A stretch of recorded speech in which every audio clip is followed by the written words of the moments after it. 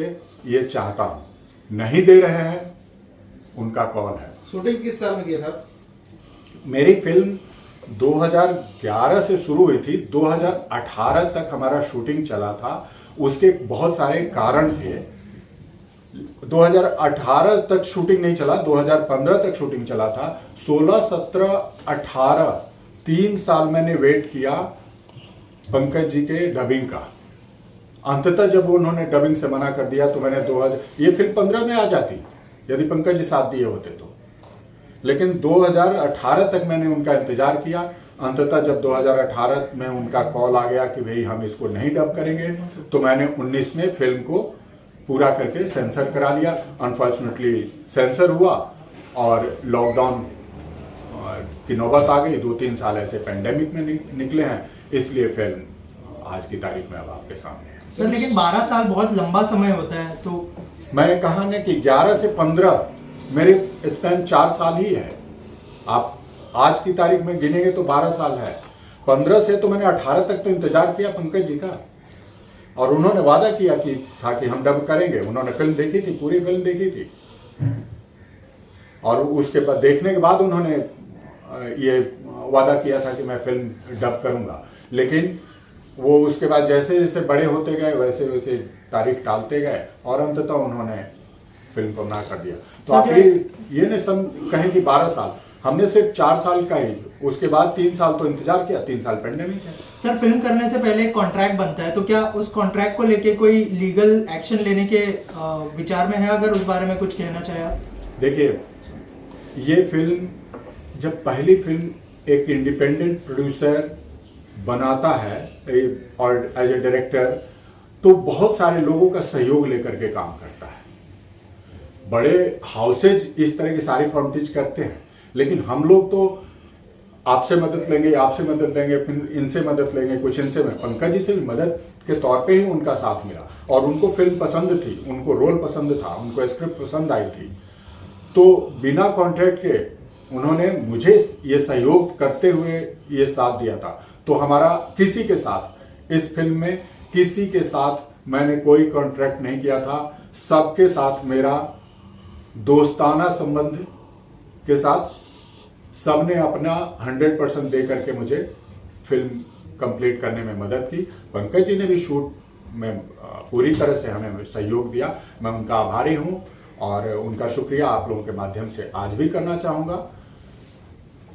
तो कॉन्ट्रैक्ट वाली जो बात थी वो थी ही नहीं, न उनकी तरफ से न मेरी तरफ। सर कॉन्ट्रैक्ट की बात आपने कहा कि हमने सब दोस्ती खाते में, मतलब ऐसे पहचान में किया है, लेकिन कुछ संस्थाएं हैं, इम्पा जो बहुत सारी संस्थाएं हैं जो फिल्म की, ये चीज़ें इन्हीं को सोल्व करती है कंट्रोवर्सी को। पहली बार ऐसा हुआ है बॉलीवुड में इतिहास में जो आपके साथ घटना घटी है, तो इसके लिए क्या कोई संस्था साथ नहीं दे रही आपका? देखिए, मुझे उस संस्थाओं की मदद की अभी जरूरत नहीं है। मैं इस कंट्रोवर्सी में जाना ही नहीं चाहता हूँ। मेरे लिए मास टीवी, चिरंजीवी भट्ट, मानसी भट्ट, ये लोगों ने आकर के फिल्म को एक तरह से पब्लिक में लाने की पूरी सहयोग दिया। तो फिल्म मैं लीगल ढंग से और नैतिक आधार पर मैं फिल्म लेकर के आ रहा हूँ। मुझे अपनी तरफ से कोई कंट्रोवर्सी में नहीं जाना था। पंकज जी की तरफ से लीगल नोटिस आया। पहली बार वो लीगल नोटिस ही इनवैलिड था, दूसरी बार फिर वैलिड नोटिस आया। मैंने पूरे पॉइंट के साथ, पूरी टाइमलाइन के साथ, पूरे एक एक पहलू को रखते हुए हमारे वकील ने उनके लीगल नोटिस का जवाब बढ़िया से दिया, और उसके बाद से उनकी तरफ से चुप्पी हो गई। और मैं चाहता भी था कि इस बात का विवाद में ना घिसे। हम लोग क्रिएटिव लोग हैं, हम क्यों विवाद में जाएंगे। मैं तो पंकज भाई को मैंने खुले तौर पे अपील किया था कि पंकज भाई भूलिए इन सब चीजों को, आइए हमारे साथ, मेरी पहली फिल्म है, आप साथ दीजिए। हम लोग एक गांव के जैसे हैं, मेरा और उनका जिला एक है, हम लोग एक गांव और मतलब आसपास ही है। उनके दादाजी मुझे पढ़ाए हुए हैं। तो हमारा संबंध सिर्फ फिल्मों का नहीं है, हमारा संबंध बहुत भाईचारे वाला भी है। सर क्या पंकज त्रिपाठी जी इतने बड़े हो गए, कितने बड़े हो गए यहाँ सर? आपसे जानना चाहेंगे। मैं नहीं समझ, आपसे जानना चाहेंगे, इतने बड़े हो गए हैं आपकी नज़र में कि उनको एक वीओ करने में या डबिंग करने में बहुत शर्म आ रही है, कितने बड़े हो चुके हैं अभी? देखिए, कोई लाइन कितनी बड़ी है ये दूसरी लाइनों से तय होता है। वो आज की तारीख में कितने बड़े हैं वो डिपेंड करता है कि मैं कितना छोटा हूँ। मेरी पहली फिल्म है, उन्होंने दुनिया भर की फिल्में कर रखी है, जाहिर सी बात है कि बड़े हैं। आज वो आप लोगों के भी लाडले हैं, देश के बहुत सारे दर्शकों के लाडले हैं, प्रोडक्शन हाउसेज के लाडले हैं, तो जाहिर सी बात है कि वो तो बात है, लेकिन बड़प्पन और बड़ा होना में बहुत फर्क है। चिरंजीवी जी, आपको क्या कुछ प्रॉब्लम हुआ फिल्म रिलीज करने में?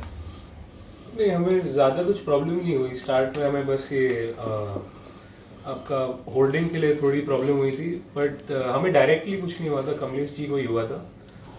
और फिर उसके बाद तो हमने वापस होल्डिंग भी लगाया और आज मूवी रिलीज भी करने जा रहे हैं 28 को।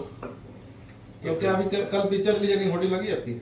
जी हाँ, होल्डिंग तो हमारे लगे हुए हैं, मुंबई में, जुहू में लगे हुए हैं, अंधेरी में लगे हुए हैं, काफ़ी सारे। संजय जी, आप क्या कहना चाहेंगे?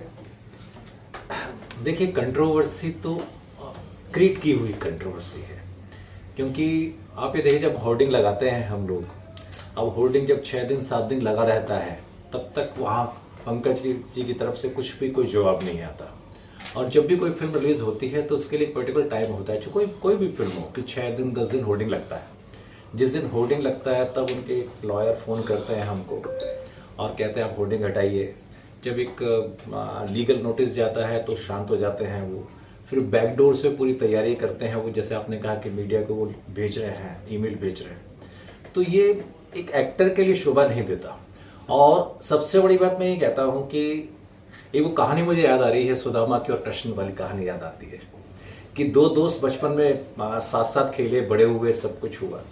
वही कहानी हमारी कमलेश जी के साथ और उनके साथ है, पंकज जी के साथ। इन दोनों ने बचपन से एक खेल खेला, एक डायरेक्टर बना, एक एक्टर बना, साथ साथ रहे, एक ही रोटी के 2 टुकड़े काट खाए इन्होंने, सब कुछ, बहुत सारी चीज़ें की। और जब वो कृष्ण बन गए आज, और ये सुदामा है, मैं नहीं, प्लीज़ आप अदरवाइज मत लीजिएगा, एक सुदामा है, तो आप देखिए आज उनका ये दायित्व बनता है कि उनका हाथ पकड़कर, ये वो 3 मुट्ठी लेकर गए थे आप चंगुल के उसके, तब उन्होंने कृष्ण ने उनका साथ दिया था। अब उन्होंने इस वक्त साथ देने की वजह, जो इनके पास एक 4-2-3 जो खाने के हैं वो भी वो खींचना चाह रहे हैं इनके हाथ से, तो ये एक शोभा नहीं देता इंडस्ट्री में।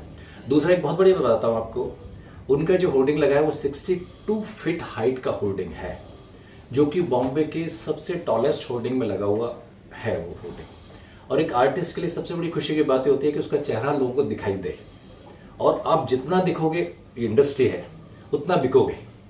आप अपने आप को देखिए, इंडस्ट्री को देखिए, आप इज्जत कीजिए उन चीज़ों की कि आप कहीं दिखाई दे रहे हैं, आपको कमलेश जी लेकर आए हैं, प्लस जो फिल्म में जो भी आपका रोल है, पूरा फिल्म में आप ही के इर्द गिर्द पूरी कहानी घूम रही है। तो आप ये नहीं कह सकते कि उसमें आपका रोल कितना है, कम है, ज़्यादा है। लेकिन एक बात मेन है कि जितनी भी बातें हुई हैं, ये बातें मीडिया से हो रही हैं। हम तो खुले दिल से कहते हैं पंकज जी से कि आइए बात कीजिए। और हाँ, मैं आपको ये बताता हूँ कि इन्विटेशन हमारी तरफ से उनके पास गया था कि हम लोग कर रहे हैं, आप रिव्यू में आइए, क्योंकि डेफिनेटली चैनल का भी एक दायित्व बनता है, जहाँ डायरेक्टर के प्रति होता है वहीं हमारा एक्टरों के प्रति भी होता है। और चूंकि बहुत बड़े एक्टर हैं, डेफिनेटली इंडस्ट्री में उनको लोग तवज्जो देते हैं, नाम देते हैं, ठीक है। और इसकी सबसे दूसरी बात, एक अच्छी बात होता है कि 21 तारीख को ये फिल्म रिलीज हो रही थी ईद के दिन, लेकिन चूंकि उस दिन आपकी सलमान खान की फिल्म रिलीज हो रही थी, तो हम नहीं चाहते 2 फिल्म आपस में कंट्रोवर्सी में फंसे, क्योंकि आजकल बहुत सी चीज़ें होती हैं, OTT प्लेटफॉर्म और सिनेमा दोनों 2 डिफरेंट सेक्टर, लेकिन एक दूसरे के देखने वालों को तो काट देते हैं लोग, देखने में वो डिस्टर्ब करते हैं। तो हमने इसलिए इस फिल्म को 8 दिन डिले किया, इसलिए हम 28 तारीख को इसको रिलीज़ कर रहे हैं। और अभी होर्डिंग्स लग चुके हैं, सब कुछ हो चुके हैं। अभी तक तो कोई, मुझे ऐसा लगा नहीं पंकज जी की तरफ से कोई ऐसा कंट्रोवर्शियल बात हुई हो। और आगे भी तो देखिए, इंडस्ट्री है, ये सब चीज़ें चलती रहती हैं, बहुत सी फिल्मों के साथ होती हैं चीज़ें, वो होगी तो उस वक्त देखेंगे क्या होता है। कमलेश जी, आपको लगता है कि ये जो विवाद चल रहा है फिल्म को लेकर, इससे कहीं ना कहीं फिल्म को नुकसान होगा? देखिए, फिल्म अपने कथा और अपने कंटेंट पे टिकती है, कोई भी फिल्म, ठीक है। यदि मेरी फिल्म में कोई कंटेंट नहीं होगा, कथा नहीं होगी, तो 2 दिन 4 दिन में सब सामने आ जाएगा लोगों के, आप लोग खुद देखेंगे। यदि मेरी फिल्म में कथा के दम पे, मैं नहीं कह रहा हूं कि एक महान मेकिंग वाली फिल्म है हाई वैल्यू प्रोडक्शन वाली फिल्म है, मैं साफ कह रहा हूँ ये नहीं है। बावजूद इसके मैं ये दावा जरूर कर रहा हूँ कि कथानक के तौर पे, स्टोरी लाइन के तौर पे फिल्म आखिरी मिनट तक आपको बांधे रहेगी। तो इस विवाद से मन दुखी हुआ, मेरी फिल्म पे कोई असर नहीं पड़ने वाला है। संजय जी ने कहा कृष्ण और सुदामा का, एग्जैक्ट यही लाइन मैंने अपने फेसबुक पोस्ट के जरिए पंकज जी को अपील की थी कि पंकज भाई मैं सुदामा बनता हूं, आप कृष्ण की तरह अपने मन का विस्तार कीजिए, आइए गले लगते हैं। मानसी जी, Exact यही बात है। आजा पिक्चर का क्या कुछ अपील करना चाहेंगे दर्शकों से? मास टीवी दर्शकों के लिए ही पिक्चरें और मूवीज लाता है। हमें हमारी स्टोरीज से मतलब है, आती जाती जो ये विवाद आते रहते हैं, इंडस्ट्रीज में विवाद नहीं होंगे तो इंडस्ट्री फिर आपकी चलेगी नहीं।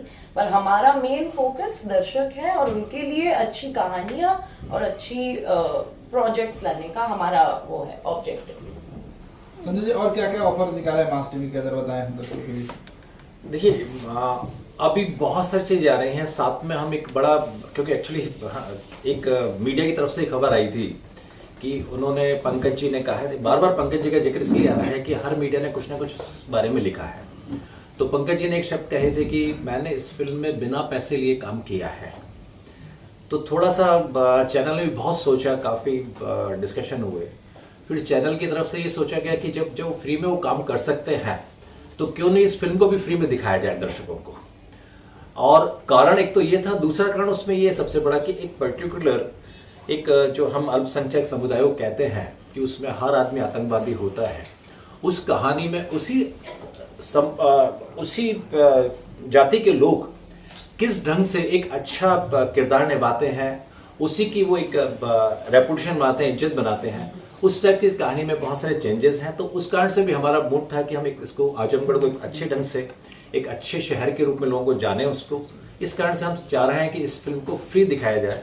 एक पर्टिकुलर हम लोग एक कोड रिलीज करने वाले हैं, क्योंकि डेफिनेटली चैनल में बहुत सारी फिल्में हैं, ये आजमगढ़ के अलावा भी बहुत सारी रिलीज हैं, और बहुत सारी पहले हमारी बुरहान मूवी आई थी, जो बुरहान भी एक बहुत बड़े आतंकवादी पर थी, उस पर भी हमें जम्मू से बहुत थ्रेटनिंग कॉल आए थे उसके अंदर कि आप बुरहान को आप कैसे दिखा रहे हैं। तो बहुत सारी ऐसी फिल्में आती हैं जो कि चलती रहती हैं। अभी आने वाले समय में हम लोगों की तो कार्टून मूवी कौन सी है, बिलाल आ रही है, जो बिलाल जो फर्स्ट अजान दी गई थी उसकी मूवी आ रही है, जो कि 350 करोड़ की मूवी है, और उस पर भी कम से कम 10 या 15 कंट्रियों ने उस पर बैन लगाया हुआ है, मुस्लिम कंट्रीज में। उसको भी हम लेकर आ रहे हैं, चैनल के अंदर ला रहे हैं।